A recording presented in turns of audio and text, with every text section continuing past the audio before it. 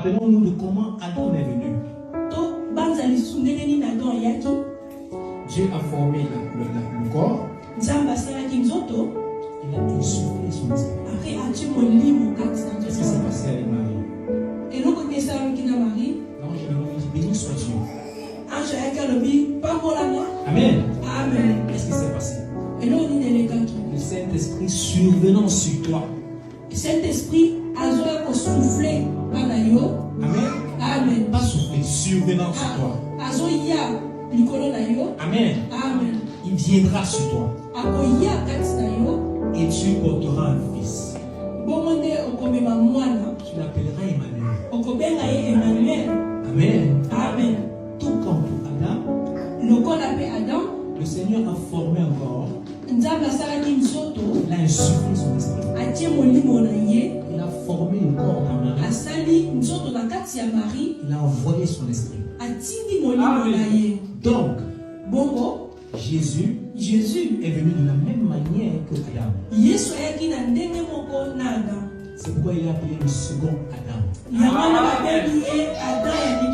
Amen. Donc, il était à l'image et à la ressemblance de Dieu.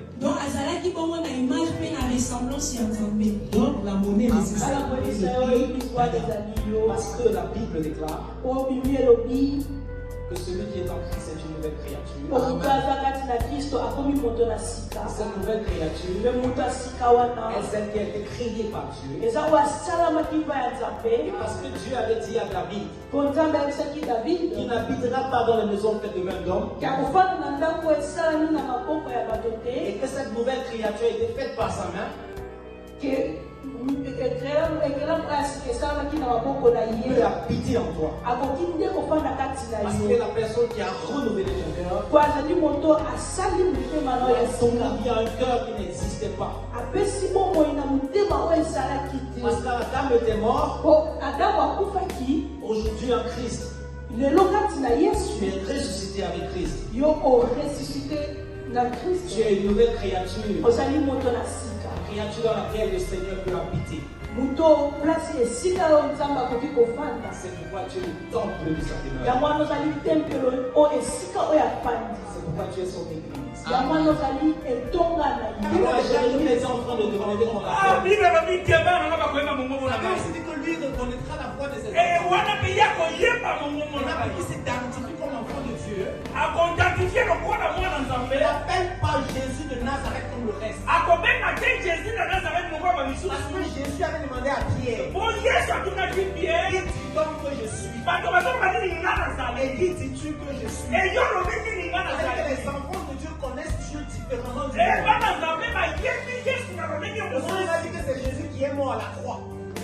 Le monde m'a dit que c'est Jésus qui est mort à la croix. Mais toi, tu m'as dit que c'est Jésus qui m'a sauvé. Tu n'es plus à la croix. Tu es ressuscité. Mais le monde connaît Jésus comme celui qui est à la croix. Toi, tu connais Jésus comme celui qui est assis à la droite du Père. Tu connais Jésus comme celui qui est à toi l'espérance de la vie. La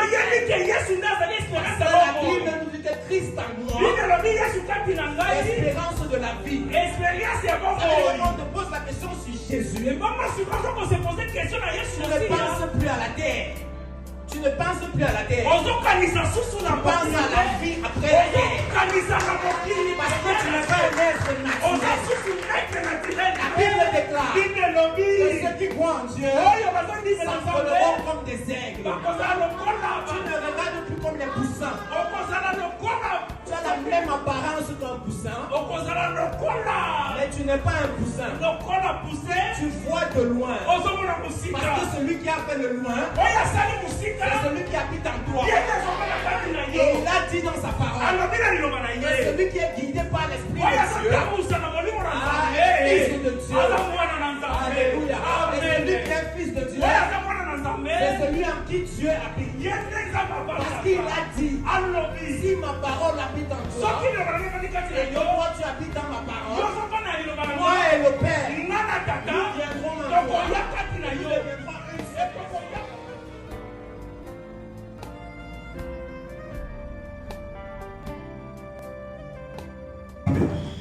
Alléluia. Et cette musique de la sœur Denamwana, Nalingio. C'est une musique qui parle à l'esprit. Si tu chantes avec ton esprit. Savons que Dieu ne recherche pas les musiciens. Il recherche les adorateurs. Ceux qui l'adorent en esprit et en vérité.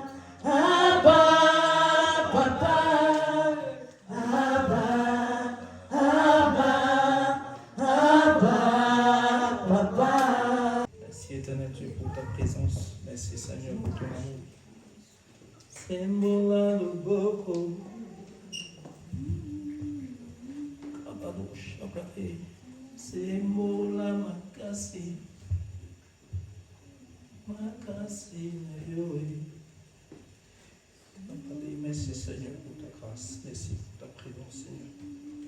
Merci pour ton amour, merci parce que tu disposes mon cœur pour ta parole. Pour ta présence en ce lieu, Seigneur, Dieu plaît que nous ne soyons pas distraits, Seigneur. Pardon, éternel, Dieu peut être sensible à ta présence. Ton esprit, Seigneur, Dieu peut être le son déverse en nous, Seigneur. Tu as prévu pour nous ce matin. Merci pour ta grâce. C'est au nom puissant de Jésus que nous avons prié. Amen. Amen.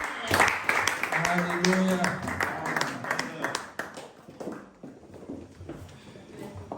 Alléluia. Ce matin, le modérateur a dit quelque chose d'intéressant juste après la prière. Amen. Il a dit nos cœurs sont le chant. Le chant où est déversée la parole. Amen. Alors quand il a dit cette phrase, il dit Seigneur, que ton nom soit glorifié. Amen. Parce que peu importe la façon que nous sommes habillés, peu importe à quelle heure nous arrivons à l'église, ce qui est important pour Dieu, c'est la disposition de ton cœur quand tu viens dans sa présence. Quand tu viens dans la présence de Dieu, ton voisin n'est pas celui qui doit être le plus important pour toi. C'est ce que Dieu te dit qui doit être important pour toi. Parce que la Bible nous dit qu'il est disposé. La Bible nous dit qu'il nous parle toujours. Alors si tu viens dans la présence de Dieu et que tu sors de l'église et que tu te dis en toi que tu n'as rien écouté et que tu n'as rien pris, ça voudrait dire que tu n'as pas été disposé. Parce que Dieu ne ment pas. Parce qu'il dit qu'il parle toujours. Ça voudrait dire que si tu es venu dans sa présence, il a parlé. Mais si tu n'as pas écouté, c'est parce que ton cœur était ailleurs. Parce que ton corps peut être dans l'assemblée, mais ton esprit est en train de penser à la semoule. Tu peux être en train de penser au nouveau théâtre de Silla, ou au match de Real de Madrid qui va se passer. Alléluia. Tu ne vas pas écouter Dieu. Alors aujourd'hui, j'aimerais qu'on parle sur le sujet les résultats de nos actions. Oui, parce que je l'avais écrit en anglais. Amen. Alléluia. Amen. J'aimerais qu'on lise le livre de Proverbes 28. Proverbes 28, le verset 19. Alléluia. Proverbes chapitre 28, le verset 19. Est-ce qu'il y a quelqu'un qui peut nous lire pour nous donner Proverbe 28, le verset 19. Proverbe 28, verset 19, je l'ai en Jésus. Amen. Celui qui cultive son champ est rassasié de pain. 28, 19. Oui. Mais celui qui poursuit des choses vaines est rassasié de pauvreté. Amen. Amen. Celui qui poursuit, pouvons nous rasseoir. Celui qui cultive son champ est rassasié de pain. Mais celui qui poursuit des choses vaines est rassasié de pauvreté. Dans le passage, il y a deux résonances. Ou alors il y a deux parties. La partie qui m'intéresse premièrement, c'est la première partie. La première partie. Amen. Amen. J'aimerais qu'on relise juste la partie A du verset. Celui qui cultive son champ est rassasié de pain. Dans cette phrase, ou alors ce début de phrase, il y a des différents thèmes que j'aimerais qu'on comprenne d'abord. Parce que le meilleur moyen de comprendre un passage, c'est de comprendre ces thèmes. Alléluia. Dans le verset, il y a le verbe cultiver. Le verbe cultiver, il y a le pain. Maintenant, je me pose la question de savoir, puisque le modérateur nous a déjà expliqué ce que c'était le chant. Il a dit que le chant c'était notre cœur. Maintenant, on doit comprendre ce que c'est que cultiver et être rassasié de pain. Est-ce qu'on peut se tenir sur nos pieds? Avant de continuer, j'aimerais qu'on fasse un sujet de prière. Tous ensemble. Tous ensemble. Alléluia. Est-ce que nous tous, on peut se tenir sur nos pieds, s'il vous plaît?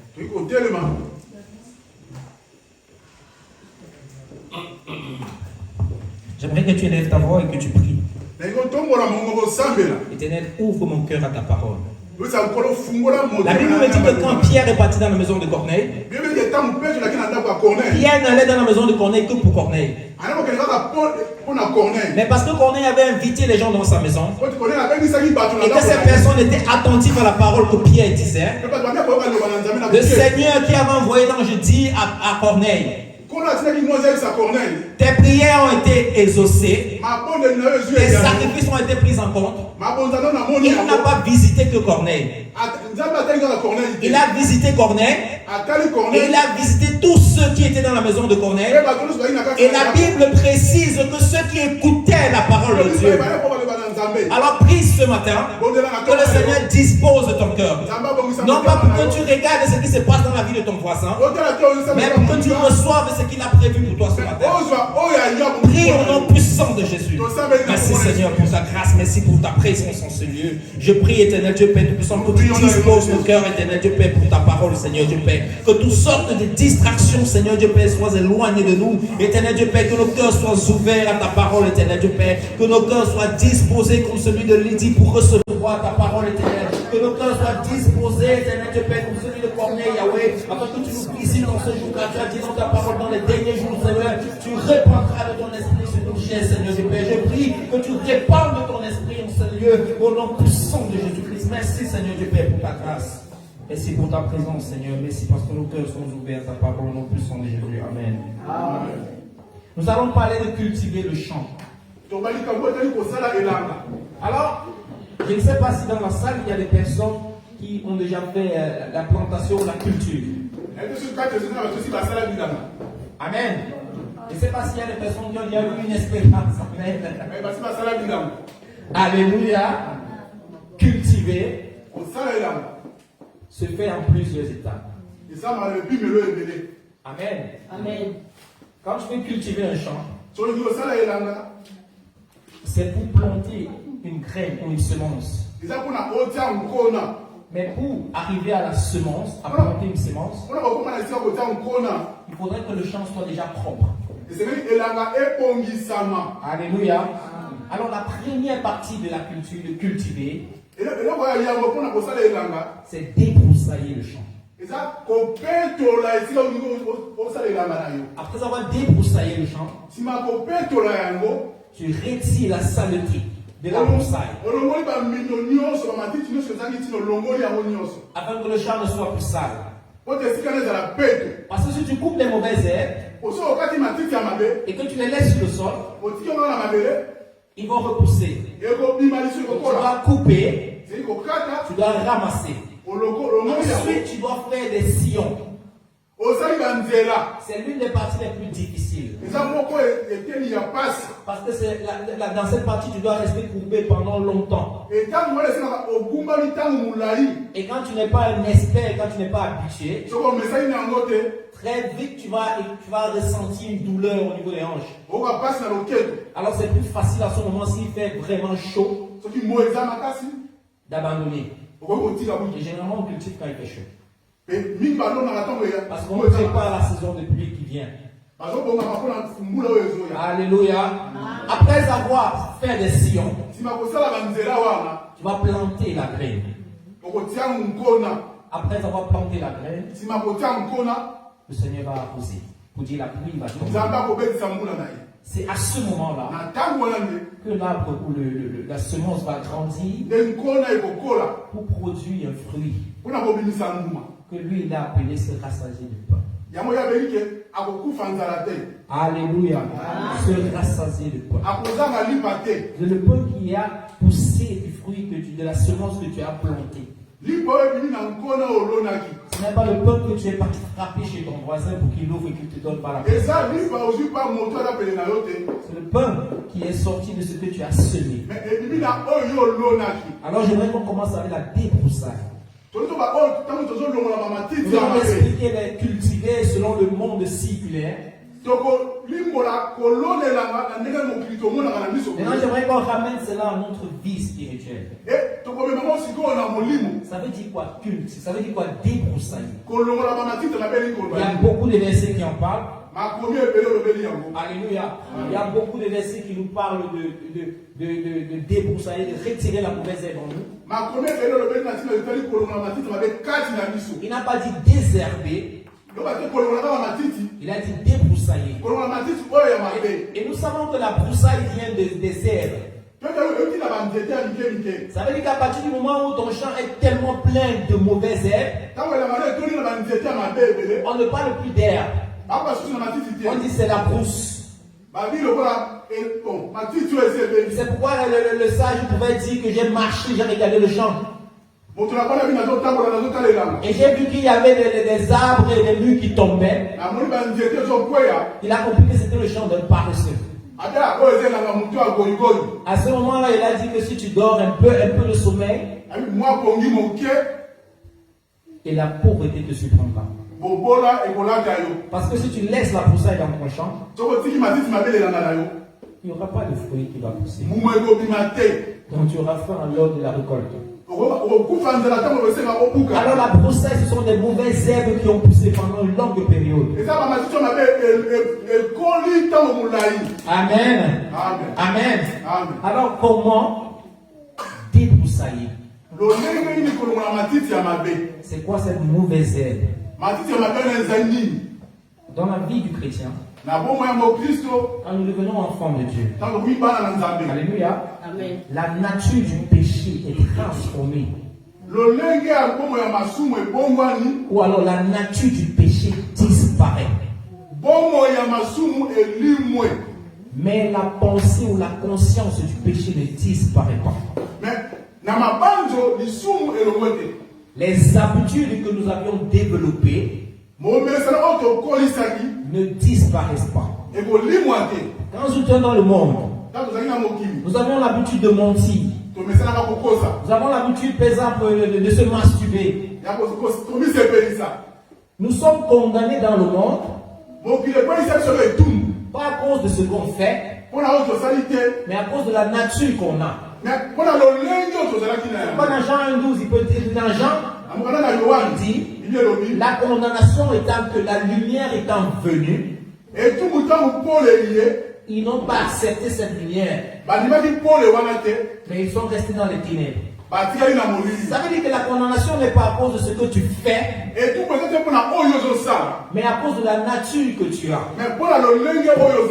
Ça veut dire que si tu es dans le monde et que tu n'as pas Christ en toi, même si tu te comportes bien, à la fin, tu ne seras pas sauvé. Pas parce que tu t'es mal comporté, parce que tu as gardé la nature d'Adam après le péché. Alléluia. Ça veut dire que c'est notre nature qui nous condamne et pas ce qu'on fait. Maintenant, quand tu es en Jésus, quand tu deviens enfant de Dieu, cette nature disparaît. Quand tu deviens une nouvelle créature, les choses anciennes sont passées. Ça veut dire que la condamnation qui était en Adam, qui était en toi, a disparu. Donc tu n'es plus condamné à cause de ta nature. Mais les habitudes que tu as développées ne disparaissent pas. Les habitudes que tu as apprises depuis ton enfance ne disparaissent pas. Mais le péché n'a plus d'influence sur toi. Ça ne voudrait pas dire qu'il arrête de te séduire. Parce que la Bible me dit que le diable rôde autour de toi comme un lion rugissant, cherchant qui dévorer. Ça veut dire qu'il est toujours disposé à dévorer. Le diable ne rôde pas autour de ses enfants. Parce que ses enfants l'appartiennent. Il rôde autour de ceux qui étaient à lui et qui sont partis. Alléluia. Ça veut dire que quand tu es en Christ, le péché que tu faisais avant n'a plus d'influence sur ta vie. Mais tu peux toujours les faire si tu choisis de les faire. Ça n'a plus d'influence sur toi. Mais si tu te laisses ou tu choisis les faire, tu les feras. C'est ça qui est la mauvaise œuvre. Les mauvaises habitudes que nous avions dans le monde. Les mauvaises habitudes que nous avions dans le monde avant. C'est pourquoi Paul pouvait dire, ne vous conformez pas au monde présent, mais soyez renouvelés. Soyez transformés par le renouvellement de votre intelligence. L'intelligence que tu avais depuis longtemps, tu dois l'adapter à ta nouvelle nature. Ça veut dire que tu dois te détacher de ton ancienne habitude. Alléluia. Avant, j'avais l'habitude de mentir pour rien. Dans le péché, par exemple, il y a les échelons de péché. Il y a ce qu'ils ont appelé les péchés capitaux. Je ne sais pas s'il y a les péchés provinciaux. Mais je sais qu'il y a les péchés capitaux. Mais selon Dieu, celui qui a péché a péché. Il n'y a pas les péchés capitaux. Jésus ne m'a pas parlé de péchés capitaux. Il ne m'a pas parlé de péchés capitaux. Parce que certainement à cette époque, il n'y avait pas les provinces. Donc il n'a pas fait la différence. Alléluia. Amen. Mais aujourd'hui dans le monde, on sait qu'il y a des petits péchés. Il y a les grands péchés. Donc même dans une blague, je peux mentir. C'était pour plaisanter. Quand j'ai lu les proverbes, le Seigneur m'a enseigné sur cela d'une autre façon. Il m'a dit, dans la blague, tu peux mentir, tu dis c'est la plaisanterie. Est-ce que tu peux tuer quelqu'un par plaisanterie? Pourquoi tu fais une différence entre mentir et tuer? Est-ce que celui qui a menti n'est pas pareil que celui qui a tué aux yeux de Dieu? Ça veut dire qu'il n'y a pas d'échelle de péché. Il n'y a pas d'échelle pour offenser le cœur de Dieu. Alléluia. Ça voudrait dire ces habitudes qu'on avait de plaisanter, de mentir dans la plaisanterie. On doit se détacher de cela. Ce n'est pas le premier jour que tu vas le faire. Ça demande du tien. Ça demande de temps. Ça demande que tu développes une nouvelle habitude. Alléluia. Amen. Comme on dit, quand tu fais quelque chose tout le temps, cela devient une habitude. Il n'y a rien de plus difficile que de se séparer de ces mauvaises habitudes. On peut facilement abandonner les bonnes habitudes. Mais abandonner les mauvaises habitudes, c'est souvent un peu plus difficile. Alléluia. Donc, désherber ou débroussailler, c'est commencer à se débarrasser de cela. Le seul moyen ou le meilleur moyen pour se débarrasser de quelque chose de mauvais, c'est de le remplacer par ce qui est bon. C'est de le remplacer par ce qui est bon. Le moyen pour ne pas voir les ténèbres, c'est de mettre la lumière. Ça veut dire que si je veux me débarrasser du mensonge, je commence à dire la vérité. Peu importe ce que cela me coûte. Et j'aimerais vous dire quelque chose. Ne pas mentir n'est pas difficile. Ce n'est pas difficile. C'est la chose la plus facile qu'on peut faire, mais ce n'est pas difficile. Parce que en réalité, le mensonge ne vient pas directement. Le mensonge dépend de ta disposition. On se dispose pour mentir. Tu ne peux pas mentir pour rien.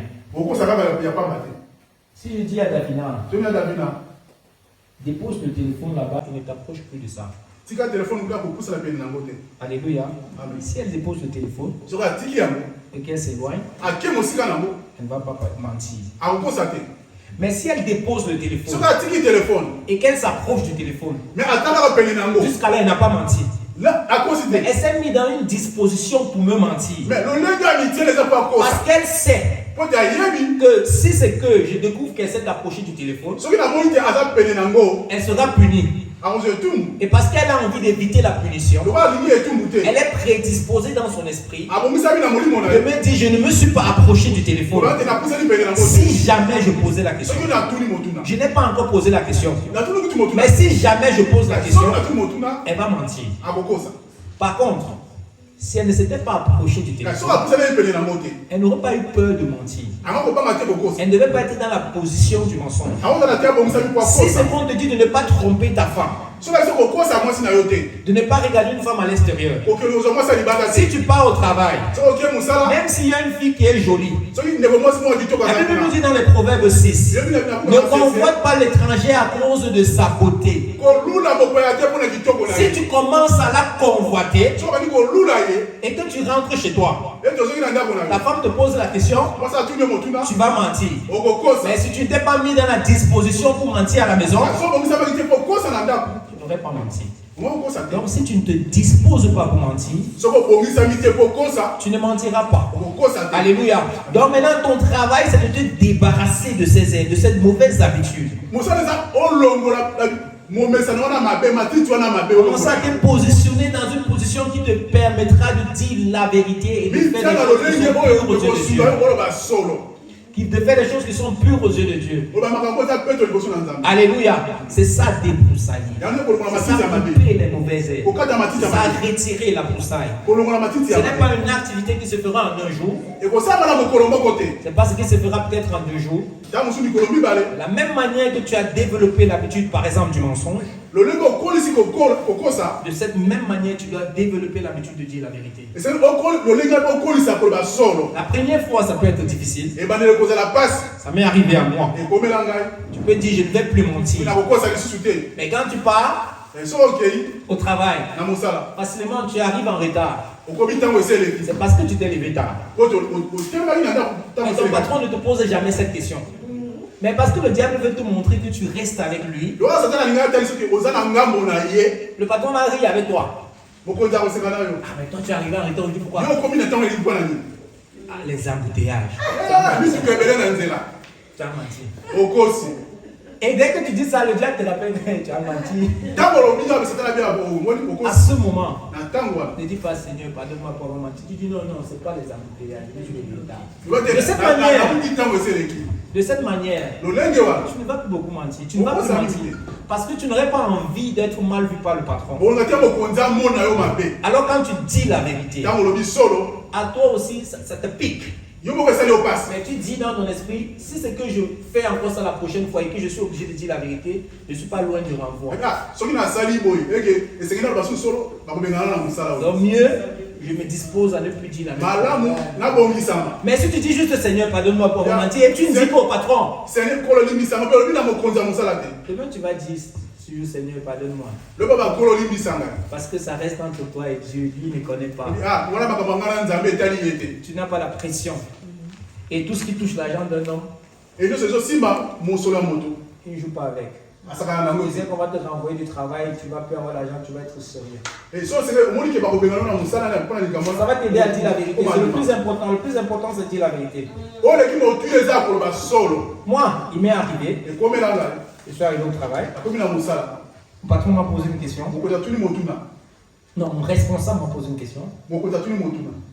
J'ai répondu la mi-vérité. C'est que je devais dire 3 fois. J'ai dit ça, c'est la 2e fois. Mais c'était la 2e fois de la semaine et la 3e fois depuis le mois. Donc quand il m'a posé ça, c'est la 4e fois. J'ai dit c'est la 2e fois. Après je me suis dit dans ma tête, mais je vais pas entrer mentir, c'est la 2e fois de la semaine. Quand je suis parti, mon esprit m'a dit, tu sais qu'il t'a posé la question pour savoir la 40e fois c'était. Pas de la semaine. Il était peut-être 9 heures. Il était peut-être 9 heures. Il travaillait à 14 heures. Quand je devais rentrer du travail, je suis arrêté à rentrer. Je suis retourné voir mon responsable. Il a dit non, en fait, c'était pas 2 fois, c'était 3 fois. Moi, il t'a dit 2 fois, mais c'était 3 fois. Il a dit ok, ça va. Mais moi, je suis rentré heureux. Mais je n'ai plus jamais fait ça. Alléluia. De cette façon, on doit se débarrasser des mauvaises habitudes. Ensuite, c'est nettoyer la broussaille. Nous allons lire un passage de 1 Corinthiens au chapitre 5, verset 9 à 11. 1 Corinthiens chapitre 5, verset 9 à 11. Il y a beaucoup de passages. Peut-être qu'à la fin, nous allons donner les différents passages, mais... Alléluia. Amen. Je vous ai écrit dans ma lettre de ne pas avoir des relations avec les impudiques. Non, pas du tout. Alléluia. Amen. 1 Corinthiens chapitre 5, verset 9 à 11. Je vous ai écrit dans ma lettre de ne pas avoir des relations avec les impudiques, non pas d'une manière absolue avec les impudiques de ce monde, ou avec les cupides et les ravisseurs, ou avec les idolâtres. Autrement, il vous faudrait sortir du monde. Maintenant, ce que je vous ai écrit, c'est de ne pas avoir des relations avec quelqu'un qui, se nommant frère, est impudique ou cupide, ou idolâtre, ou outrageux, ou ivrogne, ou ravisseur. De ne même pas manger avec un tel homme. Alléluia. Amen. Nettoyer la broussaille. veut dire s'éloigner de tous ceux qui peuvent te pousser à retourner à ce que tu faisais avant.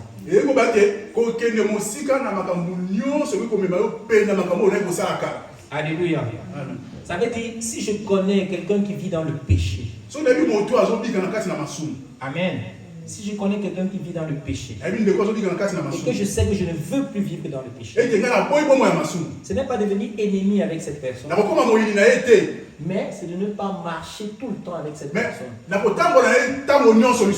Même si tu es un frère dans l'assemblée, et que je sais que tu vis dans le péché, je vais te saluer par la paix de Christ. Je prie pour toi. Mais je ne vais pas passer toutes mes journées avec toi. Parce que si tu passes toutes tes journées avec lui, et que tu n'es pas stable dans la parole de Dieu, il pourra t'affecter. Mais si tu es dans la procédure de te débarrasser, de vivre dans la crainte de l'Éternel, la Bible dit que celui qui marche avec les sages devient sage. Et celui qui se plaît à la compagnie des insensés, forcément deviendra insensé. Alors si tu marches dans la compagnie de ceux qui vivent dans le péché, et que tu n'as pas encore de pouvoir au-dessus du péché, tu te trouveras en train de normaliser le péché. Alléluia. Amen. Alors il faut te débarrasser. Déjà, il faut te débarrasser du péché. Il faut t'éloigner de ceux qui vivent dans le péché. Pourquoi Paul ne dit pas de ceux du monde? Parce que quand tu es en Christ, et que tu t'approches de quelqu'un qui est hors de Christ, ou alors un païen, tu es conscient dans ton esprit que c'est un païen. Tu es conscient que je ne peux pas suivre ses voies. Mais si tu suis un ancien ou un frère de l'église qui est supposé vivre une vie selon Christ, et généralement c'est les plus anciens. Il est venu peut-être 2 semaines avant toi à l'église. Et là, il va te faire croire que tu dois suivre ce qu'il te dit. Facilement, cette personne peut te détourner de la bonne voie. Parce que dans ton esprit, tu penses qu'il doit vivre selon Christ. Donc ce qu'il fait est ce qu'il doit être fait. Alléluia. C'est de ces personnes-là que tu dois t'éloigner. Tu ne dois pas être ennemi avec eux. Mais tu ne dois pas être très proche d'eux. Alléluia. Amen. Tu nettoies la broussaille. Maintenant la partie qui me plaît le plus, c'est faire des sillons. Alléluia. Faire des sillons veut dire retourner la terre afin qu'elle devienne molle, pour pouvoir facilement absorber l'eau, pour que la plante ou la semence pousse. Mais pour rendre cette terre molle, il faut la retourner. Ça veut dire que le sol il est solide. Tu vas prendre l'instrument qu'on utilise pour faire des sillons. Tu dois creuser et retourner. Et généralement, quand je vois les mamans, le sillon il est long. Ça veut dire qu'elle commence au bout, étant courbée, elle le fait jusqu'à l'autre bout, étant courbée. Et les experts le font très très rapidement. Maintenant, toi qui es débutant, rester courbé aussi longtemps va être très difficile. Tu vas mettre plus de temps pour faire quelque chose qui est moins beau que pour ceux qui sont experts.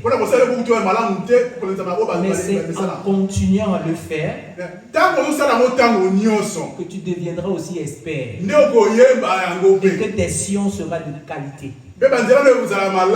Et on pourra planter sans craindre que l'eau renverse ça. Ça veut dire que faire des sciences, c'est le moment de préparer le lieu où la semence va porter du fruit. C'est le moment de préparer la terre. Pour qu'elle soit capable d'absorber l'eau qui fera germer la semence en elle. Nous savons que l'eau c'est l'esprit de Dieu. Nous savons que la terre c'est ton cœur. La parole nous dit que la semence c'est la parole de Dieu. Parce que quand je me rappelle de l'exemple de Jésus avec les paraboles du semeur, il me fait comprendre que la semence c'est la parole. Et si je sais que ton cœur c'est le champ, qui doit préparer ce champ? C'est toi-même. C'est dans la méditation. La méditation, c'est un exercice qui demande du temps. Ce n'est pas un exercice qui doit se faire temporairement. Ce n'est pas un exercice qui est limité dans le temps. Je vais méditer pendant 2 heures. Non. La méditation, on doit la faire jour et nuit. Il a dit à Josué, médite ce livre jour et nuit. Il ne s'éloigne pas de tes lèvres. Que tu réussis dans tes entreprises. Méditer jour et nuit, ça veut dire quoi? Ça veut dire que je vais lire un passage. Je vous ai écrit dans ma lettre de ne pas avoir des relations avec les impudiques. Je lis ce passage. Je médite dessus. Ça veut dire je pense. Je cherche à comprendre ce qu'il veut. Qu'est-ce qu'il appelle impudique? Pourquoi il dit que je ne dois pas marcher avec eux? Il dit quoi marcher avec eux? Qu'est-ce qu'il veut dire dans ce passage? C'est quoi la différence avec tel autre passage? Pourquoi j'ai l'impression que ça se contredit avec tel autre passage? Je le fais pendant toute la journée. Que ce soit pendant que tu es en train de lire, le passage repasse dans ta tête. Le passage devient vrai dans ta tête. Tu maîtrises le passage dans ta tête. Tu commences à chercher l'explication de ce passage. Tu pries le Seigneur pour comprendre le passage. Tu pries le Seigneur qu'il ouvre ton cœur pour comprendre la révélation qu'il y a dans le passage. Parce qu'il y a la parole révélée, il y a la parole écrite. Si tu lis juste la parole écrite et que tu t'arrêtes à ce niveau, tu n'es pas encore parti dans la parole révélée. Tu vas encore discuter avec les gens. La Bible a dit ceci, pourquoi tu dis ceci? Mais la Bible a dit cela, qu'est-ce que tu as compris de ça? Qu'est-ce que tu as compris de ce que la Bible a dit? Parce que Dieu ne se contredit pas. Donc, si tu lis un passage et que tu as l'impression qu'il y a contradiction, ça voudrait dire que tu n'as pas encore compris ce passage. Médite sur ce passage. Qu'est-ce que Dieu va t'enseigner? Parce que c'est la raison pour laquelle il a été envoyé. Jésus a dit, j'enverrai mon esprit, il viendra vous enseigner. Sa mission c'est de nous enseigner. C'est son devoir. Ça veut dire que si tu prends le temps dans la présence de l'Esprit de Dieu et tu dis Seigneur, enseigne-moi ta parole, va t'enseigner. C'est son devoir. Comme Jésus est venu faire son devoir, le Saint-Esprit est là pour faire son devoir. Alléluia. Amen. Son devoir c'est de t'enseigner. Sur la méditation, c'est pas juste lire un passage. C'est pas juste lire la Bible pendant toute la journée. Tu lis la Bible toute la journée mais tu n'as pas médité. Parfois moi quand je lis la Bible, je lis un passage précis. L'Esprit de Dieu me dit arrête-toi ici.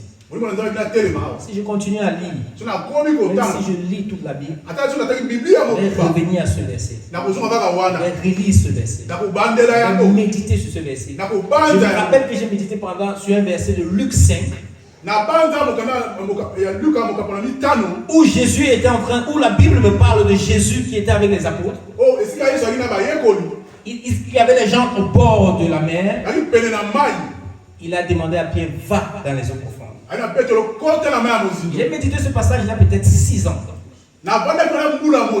Mais aujourd'hui encore, je peux parler dessus avec assurance. Parce que j'ai médité ce passage pendant un mois. Pendant plus d'un mois, j'avais ce passage qui me revenait à l'esprit. Quand je priais, je pensais à ce passage. Parce que je voulais comprendre ce que le Seigneur disait dans ce passage. Je savais dans mon esprit qu'il y avait une révélation dans ce passage. Alléluia. C'est ça la méditation.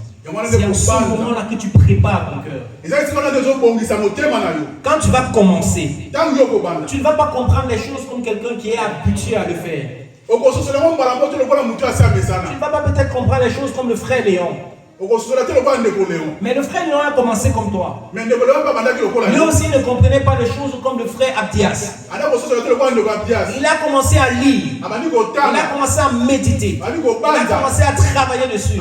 Il est resté courbé. Même si ses yeux n'étaient pas bons, il est resté courbé. Il a continué à le faire. Après 5 mois de travail, ses yeux ont commencé à prendre du sens. Et plus tu le fais, plus tu comprends la parole de Dieu. Plus tu comprends la parole de Dieu, plus tu as une connaissance exacte de la personne de Dieu. Alléluia. Plus tu médites la parole de Dieu. La Bible me dit, dans Jérémie 29, le verset 13, celui qui me cherche de tout son cœur, c'est à celui-là que je me révèle. Le Seigneur est disposé à se révéler à condition que tu te disposes à le chercher véritablement. Si tu le cherches véritablement, de tout ton cœur, avec persévérance, il se révèle à toi. Il n'a aucun plaisir à se cacher à son enfant. Mais il faudrait que tu aies envie de lui. Il faudrait que tu le cherches de tout ton être. C'est pourquoi Jésus pouvait nous parler de la persévérance. C'est pourquoi nous avons par exemple pris l'explication avec Bartimée. C'est pas qu'il n'avait pas écouté. Mais Bartimée devait être persévérant. C'est dans la persévérance qu'on découvre une face de Dieu qu'on ne connaissait pas avant. C'est dans la persévérance qu'on comprend que Dieu est véritablement parmi nous. Si tu viens juste et tu le fais juste parce que les autres le font, tu ne vas pas expérimenter le Dieu qui est dans le lieu secret. Mais si tu es quelqu'un qui persévère dans le lieu secret, le jour où il va te sortir de la forêt, c'est avec un souffle que tu vas tuer Goliath. Parce que tu as été dans la préparation. Parce que tu as été là, tu as battu les lions. Tu as battu les loups. Personne ne te voyait. Tu étais dans la persévérance. Tu cherchais la face de Dieu. Dieu va t'exposer. Le monde saura qu'il y a un Dieu qui existe. Alléluia. C'est ça le moment de faire les sillons. C'est un moment qui est pénible. C'est un moment qui demande du temps. Qui demande de l'endurance et de la persévérance. C'est un moment qui prépare la suite de l'avenir. C'est un moment qui te donne de l'assurance dans l'avenir. Quand tu finis de faire des sillons, même quand tu n'as pas encore mis la semence, tu es heureux de voir ton champ. Parce que tu sais que dans ce champ, va pousser des choses qui vont nourrir ma famille. Dans ce champ, je vais nourrir ma nation. Dans ce champ, je vais faire beaucoup de bénéfices. Quand la terre est bien préparée, tu as le choix dans ton esprit de planter n'importe quoi. Tu peux décider de mettre du piment. Tu peux mettre n'importe quoi. Parce que tu as vu la préparation. Mais pendant que tu le faisais, c'était pénible. C'était difficile. Le soleil ne te laissait pas le dos. Alléluia. Mais quand tu as fini ce moment, c'est le moment de planter. Planter la graine, C'est l'une des choses les plus faciles quand tu as bien fait les exercices précédents. Si tu as bien retourné la terre, il ne sera pas difficile pour toi de planter la graine. Si tu as bien retourné la terre, il ne sera pas difficile pour l'eau d'y entrer. Et si l'eau peut entrer facilement, facilement la semence va pouvoir monter. Ça veut dire que le moment que tu passes dans la méditation, ta manière de méditer, c'est ce qui va définir ta manière de comprendre la parole de Dieu. C'est ce qui va définir ta manière de marcher dans la voie de Dieu. Alléluia. Planter la graine, c'est mettre la parole de Dieu en pratique. La parole de Dieu que tu as médité, qui t'a été révélée, c'est à ce moment-là que tu la mets en pratique. Alléluia. Tu la mets en pratique. Parce que la Bible nous dit, ne vous bornez pas à écouter, mais soyez des pratiquants de la parole. Alléluia. Ne vous bornez pas à écouter la parole. Ne vous bornez pas à lire la parole, mais mettez-la en pratique. C'est pourquoi la Bible peut aussi nous dire que Dieu prend plaisir à l'obéissance plus qu'au sacrifice. Ce n'est pas parce que j'ai fait 50 jours de jeûne et prière que je vais voir la main de Dieu. Mais c'est parce que j'obéis à la parole de Dieu que je vais voir la main de Dieu. J'aime dire un truc. Aucune prière n'est exaucée aujourd'hui. Parce que la Bible me dit, à la croix il a dit, tout est accompli. Tout est accompli. Si tu vois ta prière exaucée aujourd'hui, c'est parce que tu t'es disposé. C'est parce que tu as été en accord avec la voix de Dieu. Et dans cette voix de Dieu, Dieu ne fait pas l'exaucement. Dans cette voix de Dieu, tu vois la réponse qui avait été exaucée depuis longtemps. Parce que la Bible me dit qu'avant que je ne naisse, Dieu savait ce qui devait arriver. Il connaît tous les sujets de mes prières. Il connaît ce que je demanderai demain ou tout à l'heure ou dans 10 ans. Et toutes ces réponses, il les a mis sur sa voix. Si je reste dans la voix de Dieu, je vais voir toutes les réponses aux prières que je ferai. Pas parce qu'il est fait à l'instant, parce qu'il les a déjà fait. Le seul moyen pour moi de rester dans la voie de Dieu, c'est de suivre son esprit. Il connaît la voie de Dieu. La Bible nous dit que celui qui est guidé par l'esprit de Dieu est fils de Dieu. Celui qui marche selon l'esprit de Dieu, c'est celui qui obéit à la parole de Dieu. Si tu obéis à la parole de Dieu, le Père et Christ viennent habiter en toi. Si la divinité habite en toi, l'exaucement de la prière habite en toi. Ça veut dire qu'avant que ça ne sorte de ta bouche, c'était à l'intérieur avec lui. Donc tu n'as pas besoin de sortir de ta bouche pour qu'il exauce. Parce que ta prière était à ses côtés. Christ était assis à ses côtés. Avant que ça ne sorte, Christ le Père, je chantais sur ta prière. Qu'est-ce qu'on fait de ce sujet de prière? Est-ce qu'on laisse le Saint-Esprit le laisser prier de cette façon? Est-ce que le Saint-Esprit doit le diriger dans une autre façon de prier pour ce sujet de prière? Il veut prier pour que cette fille se marie. Il veut prier pour que cette fille ait des enfants. Mais est-ce qu'il ne faut pas qu'on le dirige d'abord de prier pour le mariage de cette fille, afin que dans le mariage, elle puisse avoir des enfants? Ce n'est pas que Dieu ne veut pas exaucer ta prière, mais il veut diriger ta prière conformément à sa parole. Maintenant, si tu marches déjà dans sa parole, la parole qui sortira de ta bouche, c'est la parole qui sort de la bouche du Saint-Esprit. Et la parole qui sort de la bouche du Saint-Esprit, c'est ce qui sort de la pensée de Dieu. Parce que la Bible me dit que c'est l'Esprit de Dieu qui peut sonder jusqu'aux pensées de Dieu. C'est lui qui connaît ce qui réjouit le cœur de Dieu. C'est ce sujet de prière qu'il met dans ta bouche. C'est de cette façon qu'il intercède pour toi. Alléluia. Donc planter la graine, planter la semence, ça veut dire prendre la parole de Dieu, la mettre dans mon cœur, que cette parole ne s'éloigne pas de ton cœur. Médite-la jour et nuit. afin d'agir conformément à ce qui est écrit et que tu réussis dans tes entreprises. Le moyen pour toi de porter des fruits, premièrement, c'est de connaître la parole de Dieu, la révélation de la parole de Dieu. Cette parole de Dieu, la garder en toi, pas dans ta main, en toi, dans ton cœur.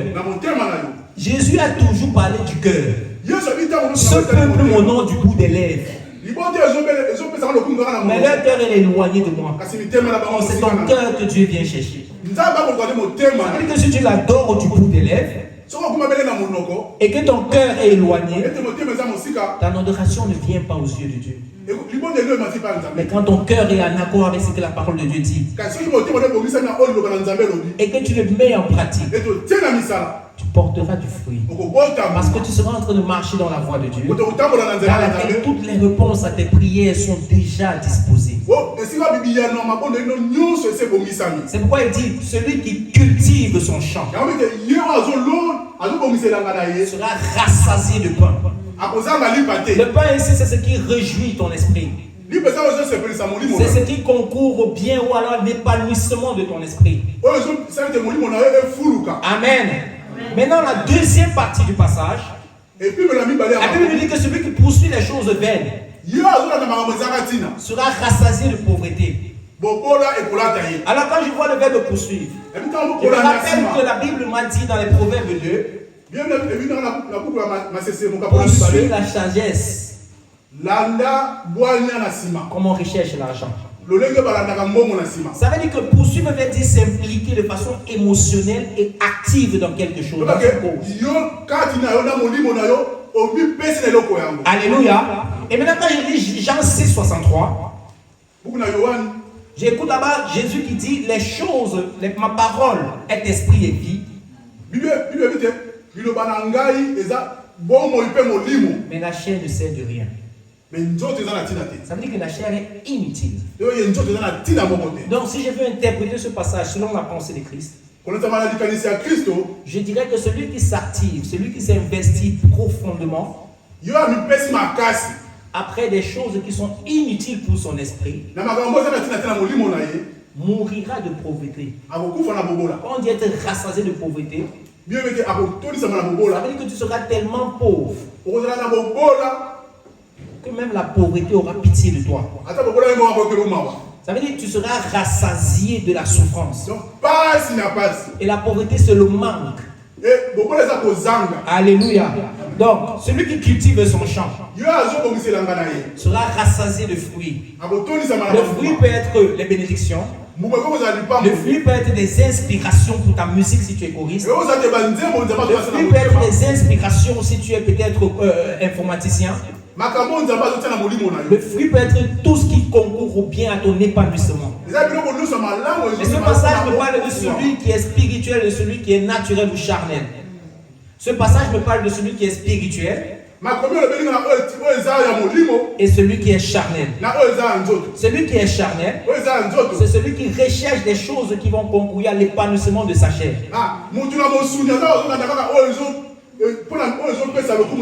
Celui qui est spirituel recherchera ce qui concourra à l'épanouissement de son esprit. Et comment est-ce qu'on fait pour savoir si on est charnel ou on est spirituel? On regarde les choses auxquelles on s'investit le plus. On regarde les choses auxquelles on donne le plus de notre temps.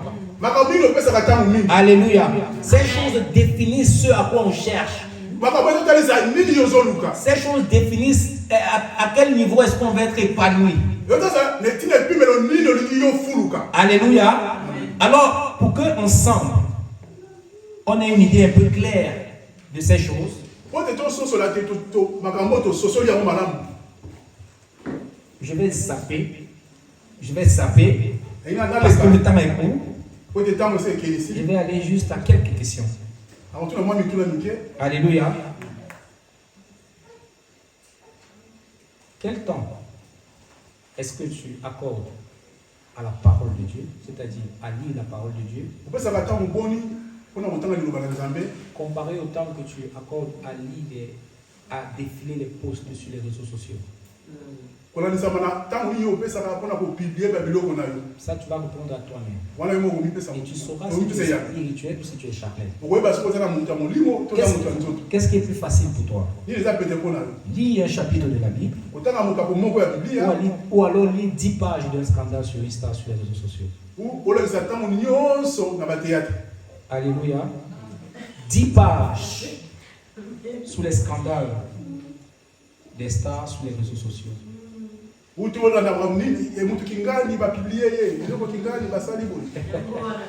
Combien de temps accordes-tu à la prière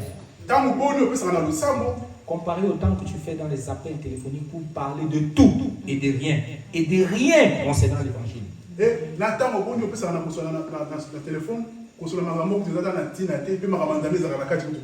Parce que la même manière que tu parles avec ton voisin, tu peux parler avec Dieu. La même manière que tu dis tout et rien avec ton ami, tu peux dire tout et rien avec Dieu.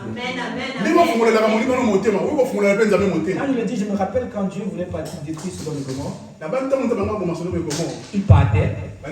Il a dit, est-ce que je vais cacher quelque chose comme ça à mon ami? Il est revenu parler avec son ami. De tout et rien. Dans ce tout et rien, l'autre fut sauvé. En parlant de tout et rien avec Dieu, ton voisin peut être sauvé. Il peut te dire, pendant qu'on parle même comme ça, est-ce que tu sais que le diable veut tuer ton voisin? Ton voisin peut être sauvé par ton intervention. Combien de temps accordes-tu à la prière? Combien de temps accordes-tu à la méditation? Combien de temps accordes-tu à l'évangélisation? Comparé au nombre de temps que tu passes à regarder les théâtres, Netflix, Amazon Prime, Zalando. Répondre à cette question en toi-même t'aidera à connaître ce qui est plus important pour toi. Est-ce que l'épanouissement de ton esprit est plus important? Ou alors l'épanouissement de ta chair est plus important? Combien de temps passes-tu à partir regarder, à partir faire les vitrines, lèche-vitrines, c'est comme ça qu'on dit ça en français, faire les lèche-vitrines? Tu sors chez toi, tu vas juste regarder les vêtements dans les vitres. Tu es conscient du fait que tu ne vas pas acheter. Tu t'habilles et tu sais que je ne vais pas acheter. Mais tu sais que je ne vais pas regarder. Combien de temps accordes-tu à cette activité? Et combien de temps accordes-tu à partir rendre visite aux malades? Combien de temps accordes-tu à juste feuilleter la Bible, même pas pour y feuilleter? Ou salir ta Bible. Parce que généralement on connaît ceux qui lisent la Bible en regardant juste leur Bible. Combien de temps passes-tu à feuilleter ta Bible? Quelle est l'histoire de la Bible que tu connais, que tu peux raconter? Comparé à l'histoire de tous les stars qui passent à la télévision. Alléluia. Connaître ou avoir une bonne réponse pour toi à ces questions.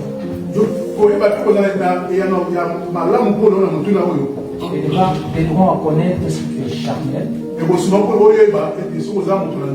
si tu es spirituel. Et si tu réponds sincèrement, on va te dire soit à t'améliorer, soit à grandir. Alléluia. Je vais qu'on se tienne sur nos pieds. On va prier le Seigneur. On va dire, Seigneur, apprends-nous à compter le nombre de nos jours. Apprends-nous à compter le nombre de nos jours. Qu'on soit conscient de ce qui est important pour notre esprit. Qu'on se donne en entier pour la croissance de notre esprit.